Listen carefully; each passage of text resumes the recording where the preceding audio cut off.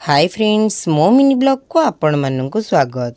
तो आज गोटे ओस्ता कंपटीशन थिला तो से मु भाग नहीं डांस कंपटीशन रे भाग नहीं आईठी मो बाबा आसिक मते छाड़ी दे गले आउ जोटी होउतिला सेटा गरामिया हाई स्कूल ले होउतिला काहे मु जानिनी। आज मो सकाळ पर मो मुंड बिंची आ मो मेकअपटा केमिति लागला मते कमेंट रे कहबे। आ एटा होउची ही से स्कूल तो मो डांस आपण मानू केमिति लगिला मते कमेंट रे कहबे। मात्र 2 दिन प्रैक्टिस करिकिना ही मु नाची थिली तो बहुत गुड़े छुआ आसते नाचियापे आ मु फास्ट प्राइज पाइली।